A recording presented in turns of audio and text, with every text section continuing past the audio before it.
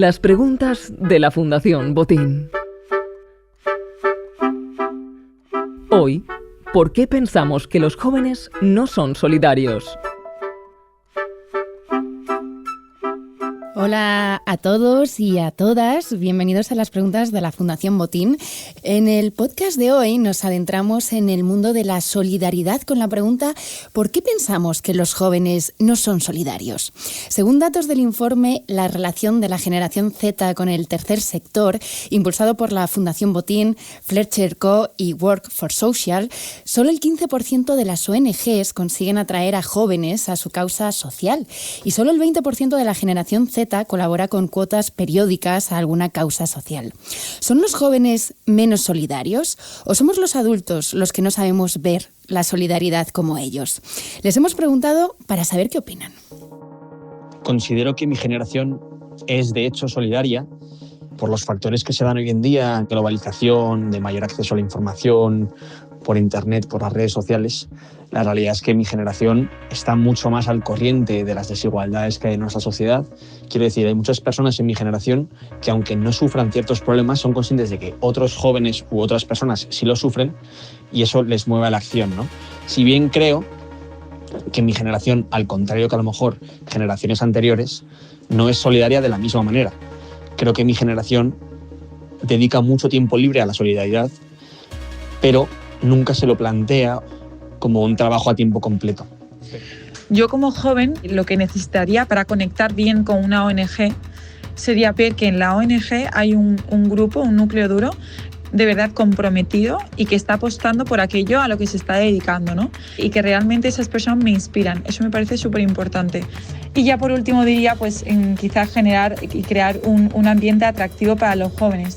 Creo que hoy en día tenemos una idea de ONG como asociado a algo aburrido, pero yo creo que las ONG se pueden poner un poco creativas para hacerlo de una manera un poquito más atractiva para los jóvenes. Quizás generando un merchandising con el formato de los voluntariados o el tipo de publicidad que se hace, pero sobre todo digo, para mí lo más importante son las personas que están en esa organización y cómo esas personas de verdad creen en lo que están haciendo y de verdad disfrutan con eso que están haciendo. Acabamos de escuchar a dos jóvenes de la generación Z y una de esas dos voces está hoy con nosotros, es Blanca Fernández, de 26 años. Es una de las 8 personas que crearon durante la cuarentena del COVID-19 It's Time to Think, una iniciativa cuya causa es incentivar el pensamiento crítico. Su comunidad en España está creciendo de manera exponencial. De hecho, está formada ya por más de 100 voluntarios y 8.000 jóvenes. Ellos han logrado lo que muchas ONGs no están haciendo. Blanca, bienvenida, enhorabuena. Muchas gracias, Natalia, buenas. Buenas. Oye, ¿cuál dirías que es la clave del éxito de tu asociación y en qué crees que se diferencia de las otras ONGs tradicionales? Bueno, yo creo que la clave de It's Time to Think ha sido sobre todo la causa, ¿no?, por la que nació, que es generar pensamiento crítico, ¿no? Y eso es algo que de verdad los jóvenes queremos escuchar, queremos pensar. Lo que ocurre es que muchas veces nos resulta poco atractivo ir a charlas profundas y pararnos, ¿no? Entonces en It's Time to Think hemos creado un ambiente en el que la gente quiere ir porque son eventos sociales, ¿no?, en los que tú llegas y hay bebida, hay comida, hay picoteo, hay gente joven, el formato es todos sentados en el suelo alrededor del ponente que habla sobre un tema, luces apagadas, con un enfoque, un cronómetro, un presentador que es dinámico, tal. Entonces yo creo que eso a la gente le gusta, ¿no? Bueno, y lo segundo es que cuando el joven llega al evento, pues se siente muy a gusto porque no ve que hay una figura representativa o un líder, sino que está en un espacio abierto en el que entra todo el mundo, en el que puedes expresar, decir tu opinión abiertamente y te enriqueces con las opiniones de los demás también. Qué bueno. Bueno, para indagar en esta pregunta que estamos lanzando hoy, además de a Blanca, tenemos también con nosotros a Arantxa Martínez. Ella es presidenta de las ONGs It Will Be y Congo y es ganadora del Premio Princesa de Girona en 2018 por su trayectoria en este sector. Su ejemplo es inspirador para todos los jóvenes porque ha hecho su carrera profesional no solo en el sector social, sino que también ha logrado impactar en la sociedad introduciendo la innovación y la tecnología como métodos para mejorar esta sociedad. Bienvenida, Arantxa, qué placer. Muchas gracias. Bueno, ¿tú crees que los jóvenes de hoy no son solidarios? ¿Tú qué dirías? Pues yo diría que sí lo son. De hecho, yo creo que cuanto más jóvenes, más solidarios somos. Precisamente con la edad y las responsabilidades a veces perdemos esa quizá inocencia, a veces ganas, ¿no?, de cambiar el mundo, con lo cual yo sí creo que son solidarios. Es verdad que el tercer sector no se lo pone fácil. Creo que es muy difícil encontrar un trabajo en el tercer sector cuando eres joven, y los que decidimos, ¿no?, como decidí yo, emprender, pues tampoco lo tenemos fácil.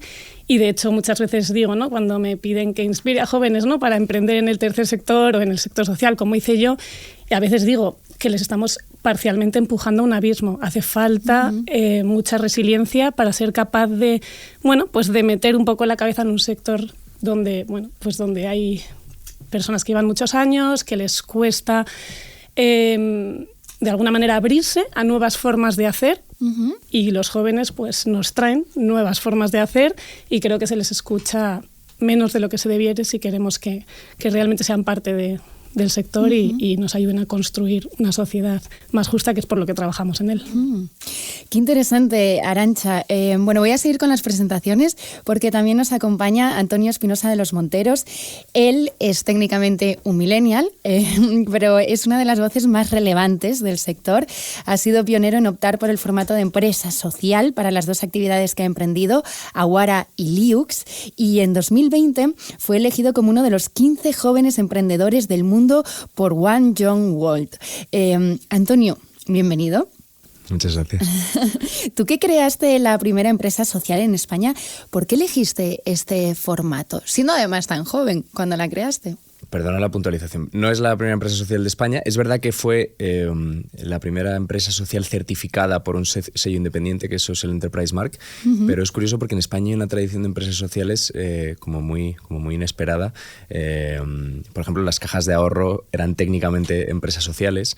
Hay una empresa muy grande como es Ilunion, que son las empresas de la ONCE, que es una empresa social enorme con miles de empleados.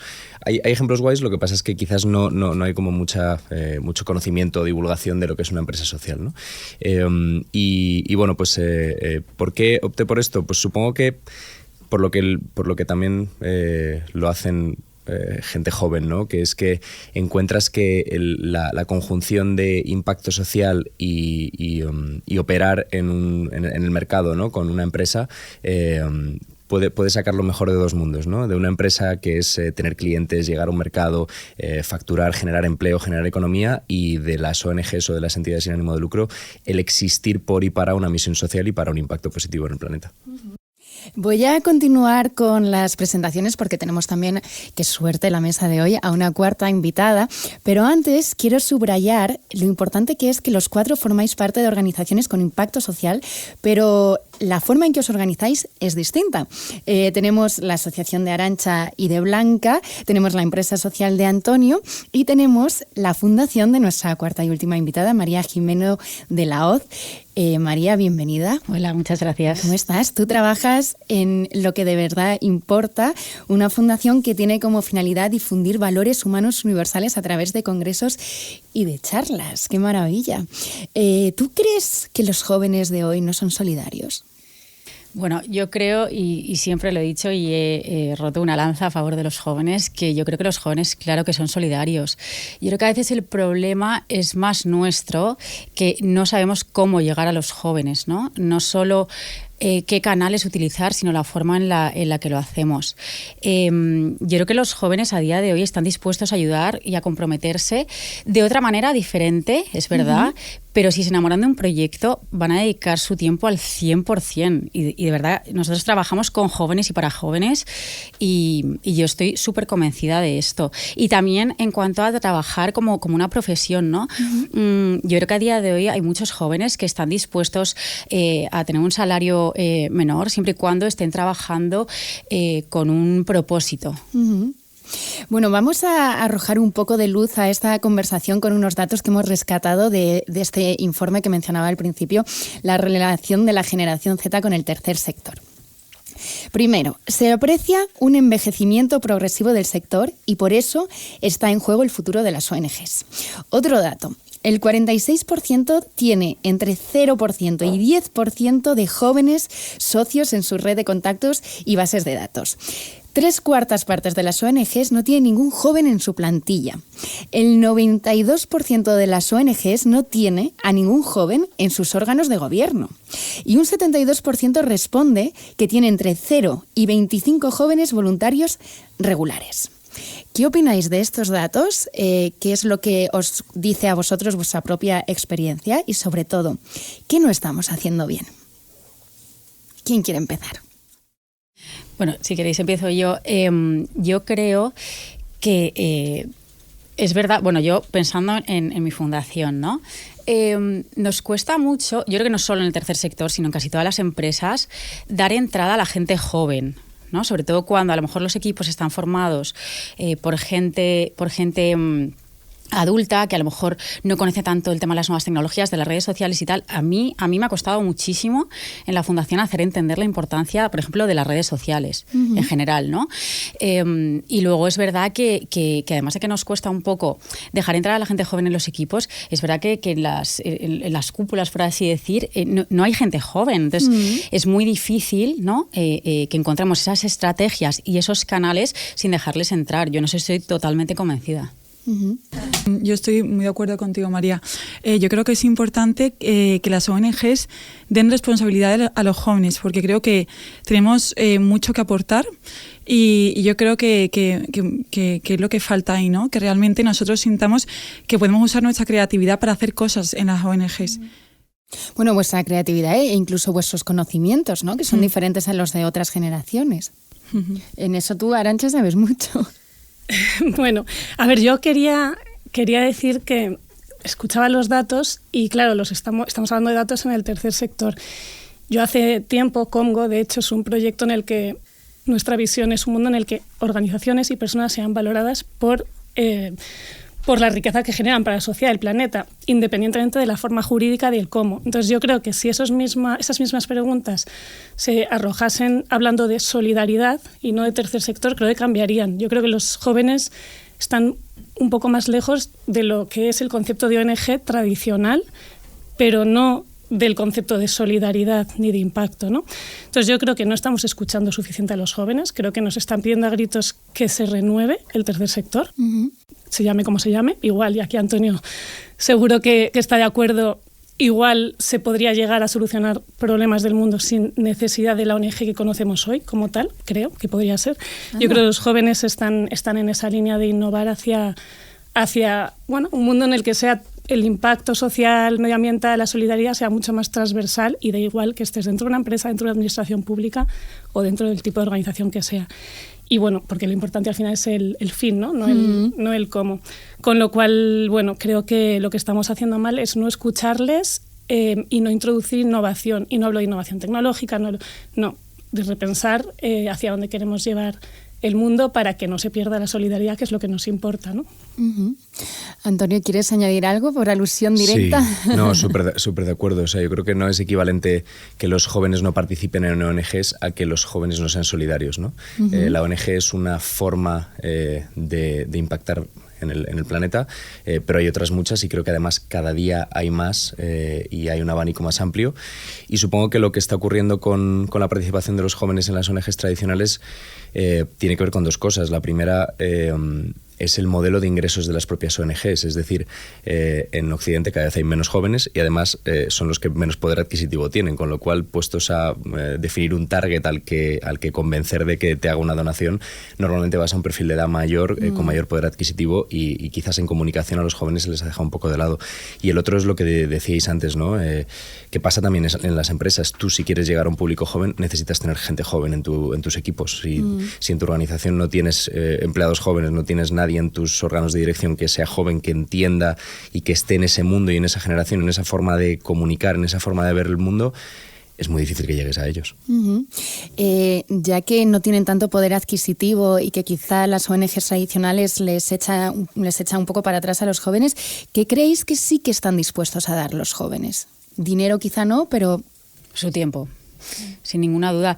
Y sus conocimientos. Yo creo que lo que necesitan los jóvenes es que se les escuche, que se les dé importancia y al final, en cuanto tú tienes un joven que de verdad te está prestando su atención, es que ya lo tienes. O sea, es conseguir llegar, de verdad, es la forma en la que conseguimos llegarles. Una vez que tienes su atención, de verdad que los chicos se involucran, si se enamoran de lo que tú les estás contando, si les dices, mira, vas a hacer exactamente esto, de esta manera, además haciendo esto vas a conseguir esto otro. Ellos a día de hoy yo creo que necesitan mucha más transparencia y necesitan de verdad que se les ponga en valor. Blanca, tú asientes mucho a todo lo que dice María. Sí, es que estoy muy de acuerdo. O sea, yo pienso que es importante para nosotros los jóvenes que nos inspiréis, ¿no? Que nos contéis, que seáis transparentes, que nos animéis, porque tenemos mucho que dar, pero creo que nos falta un poco eso, como conectar directamente con la ONG. No solamente que nos llegue la información sobre lo que se hace, sino que de verdad nos lo contéis directamente y nos hagáis partícipes y que nosotros queramos hacerlo, por así decirlo. ¿Y de qué manera puede ser atractivo acercarse a los jóvenes? ¿Tenéis ideas? ¿O ponéis en práctica algunas creatividades que se os han ocurrido y veis que sí funcionan? Bueno, nosotros estamos, por ejemplo, en un proceso de que todas las aportaciones sociales que se hagan en forma de tiempo incluso, no solo de dinero, se valoren precisamente a nivel social, lo que nosotros llamamos currículum de impacto, porque entendemos que efectivamente dar tu tiempo es lo más bonito que puedes hacer, mucho más que el dinero. O sea, el tiempo, hoy en día creo que estamos todos de acuerdo en que lo que más vale es el tiempo y sin embargo, yo, bueno, lo cuento muchas veces, yo he dado muchos años tiempo porque vivir de todo esto cuesta y hay muchos años de sacrificio y no se valora suficientemente. Y digo a nivel social, quiero decir, que tú trabajas en un banco de inversión, como era mi caso, y ganabas el dinero que fuese en una posición sin más, y de repente lo dejas para poner en marcha un emprendimiento social en el que los primeros años, pues te puedes imaginar, ¿no? El sueldo es bajo, son todo trabas, pero estás de repente en un contexto súper complejo, en un país como India, trabajando todos los días expuesto a mafias, pues trabajábamos con niños y niñas en situación de calle, y de repente te das cuenta de que la gente valora mucho más esa persona que trabaja en banca de inversión, ¿no? Y me hace siempre gracia y acabo con un titular que he leído mucho, ¿no? Sobre Arantxa, deja un trabajo y una carrera de éxito en banca de inversión para irse a ayudar a India. Y yo siempre me enfadaba y decía, no, he dejado un trabajo en un banco, sin más, para irme para lo que es para mí tener una carrera de éxito ayudando y haciendo cosas que tengan realmente un sentido en este mundo, ¿no? Entonces yo creo que cómo las personas valoran a esos jóvenes que realmente dan tiempo y solidaridad, tiene que cambiar. Antonio, el impacto social está logrando entrar en la economía con muy buenos ejemplos y tú eres uno de ellos. ¿Nos puedes poner algún ejemplo que tú estás viendo o viviendo desde tu empresa? Jope, montones. Yo creo que ya no hay como un blanco y un negro, ¿no? Hay una escala de grises en las que hay organizaciones que son con ánimo de lucro, pero que generan impacto de maneras más o menos directas, pero en un abanico enorme, ¿no? Hay empresas con ánimo de lucro, pero muy centradas en su misión, empresas sin ánimo de lucro, ONGs, fundaciones, asociaciones, cooperativas, o sea, el abanico es gigantesco. Y creo que eso es lo interesante, ¿no? O sea, se trata de que el impacto neto sea positivo. Me da igual si lo haces desde un tipo de organización u otra. Lo que tiene que haber es transparencia, claridad, qué haces, cómo lo haces y que a veces un poco estas cosas pasan, ¿no? Los conceptos se pervierten, hay gente que se aprovecha de una denominación para hacer una cosa u otra.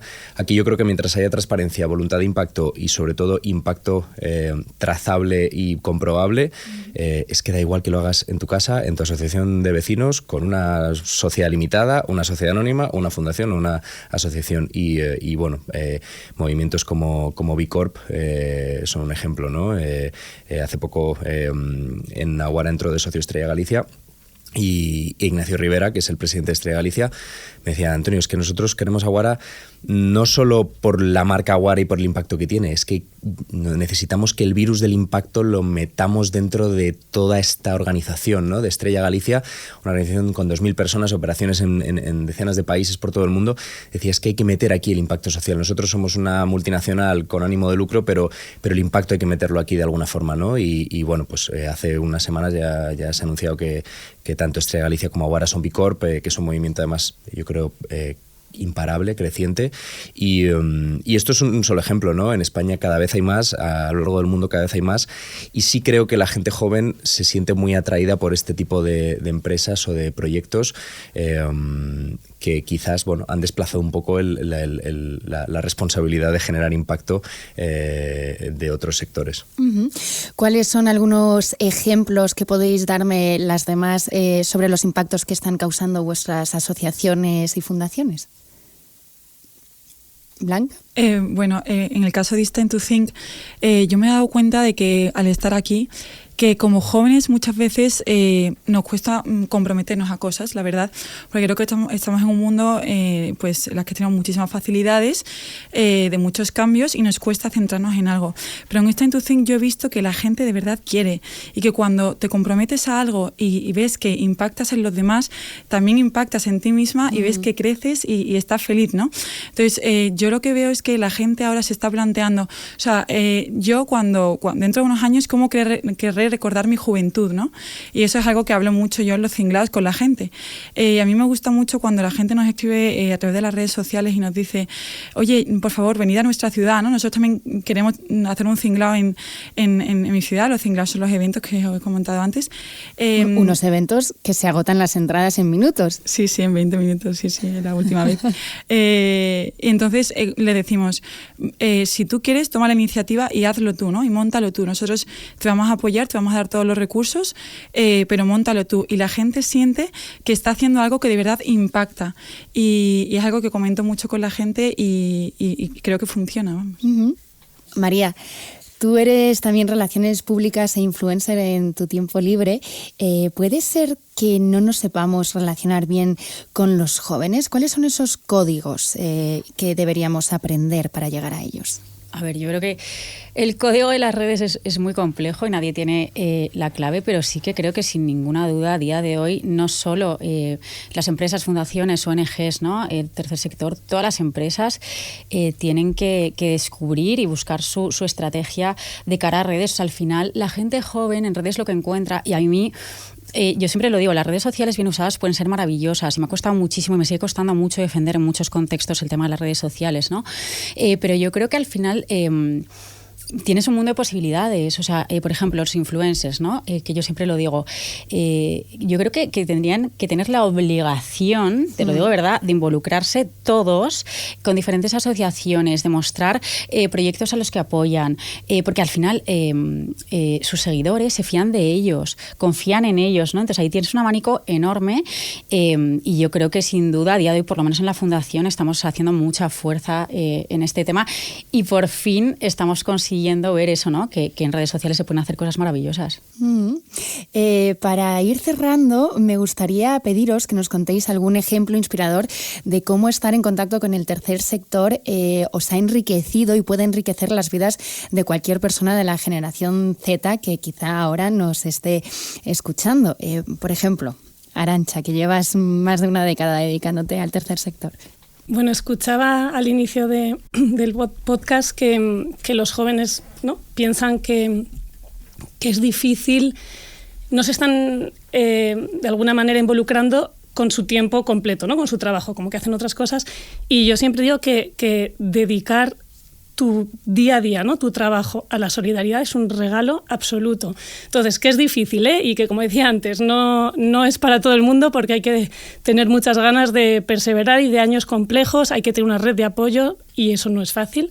Y yo creo que soy una privilegiada, ¿no?, por haberlo podido hacer, pero sí creo que se puede y he visto casos de personas menos privilegiadas que también han conseguido dedicarse a que la solidaridad sea su forma de vida. y les animo porque, bueno, por lo que digo, porque es un regalo y vamos, que si todo el mundo pudiésemos, ¿no? Cada día levantarnos para hacer eso que nos llena, todos tenemos dolores, ¿no? Que querría solucionar el mundo, si todos pudiésemos enfocarnos a ese propósito, creo que sería un mundo maravilloso, ¿no? Hay que construirlo. Antonio, ¿tú qué recibes a cambio de dedicarte a lo que te dedicas a nivel personal? Eso que no está en la nómina. Es que no tenemos tiempo. O sea, tantas cosas que... sobre todo te diría, quizás el resumen es que tienes mucho estrés, tienes días de mierda, o sea, esto es la vida real, ¿no? Y tienes momentos malos, apuestas muchísimo, ¿no? A todos los niveles, personal, económico, incluso a nivel de tu salud mental a veces, pero creo que hay una sensación que es única, que es que los domingos por la tarde, cuando sales un poco de todo el bucle de cosas prácticas, tienes una sensación profunda de paz porque tu vida tiene sentido y estás donde crees que tienes que estar, y eso es impagable. Blanca, ¿tú también sientes ese sentido vital desde que creaste It's Time to Think? Sí, o sea, estoy muy de acuerdo. En el último año es cierto que la gente muchas veces se cree que nos pagan, ¿no? Y nosotros, aparte de los que formamos parte del grupo de It's Time to Think de organización, pues nos dicen, entonces, ¿por qué, no? ¿Por qué lo haces?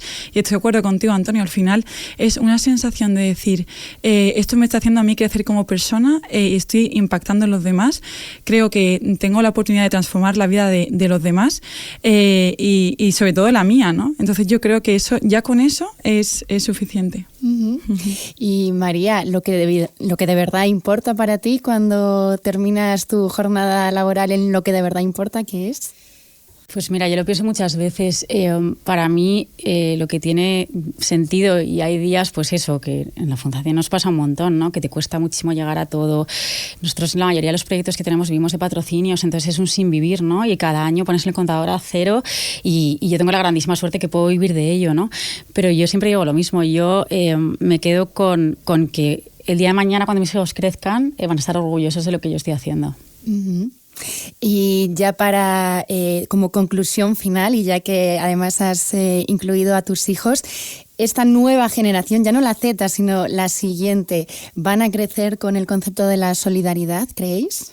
Yo espero que sí, y que gracias a ejemplos como Blanca, como Arantxa, como Antoni, como un montón de ponentes que tenemos en la Fundación, ojalá de verdad que todos los jóvenes ya no solo ayuden en su tiempo, ¿no?, libre, sino que de verdad se tomen el tercer sector como un trabajo serio que puede ser súper respetado. O sea, yo de verdad que yo respeto muchísimo profesionales. O sea, es que yo cada vez que hablo de Antonio, o sea, para mí son profesionalmente ejemplos de personas profesionales brillantes, de verdad, ¿eh? O sea, gente súper inteligente, gente súper trabajadora, y luego ya, pues la faceta personal aún más, ¿no? Pero que ojalá que eso se valore de verdad, que en este mundo hay profesionales excelentes. Pues ha sido un auténtico placer escucharos y hablar con vosotros y vosotras. Muchísimas gracias por estar aquí. Blanca Fernández, cofundadora de It's Time to Think. Arantxa Martínez, fundadora y presidenta de It Will Be y Congo y Premio Princesa de Girona. Antonio Espinosa de los Monteros, director ejecutivo de Aguara y Liux y Premio Princesa de Girona también este año de Crea Empresa. Y María Jimeno de la Hoz, Relaciones Públicas de Lo que de verdad importa. Muchísimas gracias por estar en las preguntas de la Fundación Botín. Gracias. Mil gracias. Gracias. Y por supuesto, gracias también a vosotros y vosotras, los que nos habéis escuchado en este nuevo capítulo del podcast Las Preguntas de la Fundación Botín. Esperamos dejaros pensando y os esperamos en el siguiente episodio. Prometemos más preguntas y muchas respuestas. Adiós.